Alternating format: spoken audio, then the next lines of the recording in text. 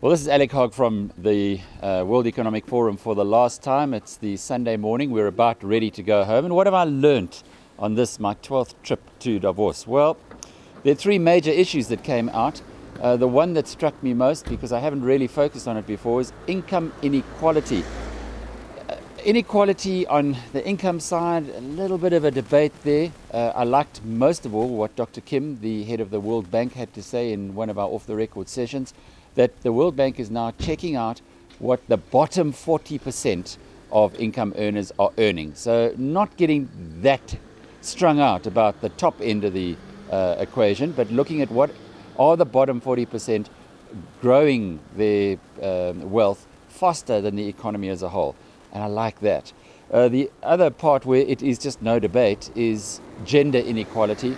And I did quite a lot of work on that in this Davos because it is coming more and more to the forefront of the discussions here.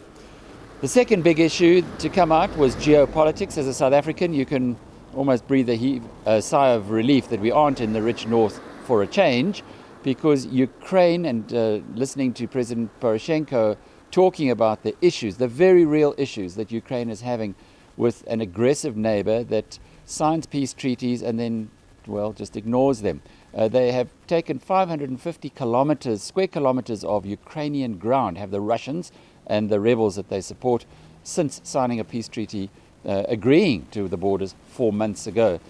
If there's a message in this for South Africa, it is be very cautious about the relationship that we have with President Putin of Russia. Everybody else in the world regards him as a polecat. About the only country that seems to be warm to him is our own. And then finally, the global economy. Europe is initiating quantitative easing. It's not certain whether this is actually going to be the silver bullet, and it certainly won't be if Europe doesn't use it as an opportunity to restructure, to reform the labor market, which is inflexible. We saw big moves on that front by the Italians, no moves on that front by a much bigger economy in France. But the global economy generally outside of Europe is looking pretty good. The oil price decline is going to stimulate growth. America's on the move. China is doing okay. And the best quote of all came from the managing director of the International Monetary Fund, Christine Lagarde, who said there is $2 trillion of oil price subsidies around the world.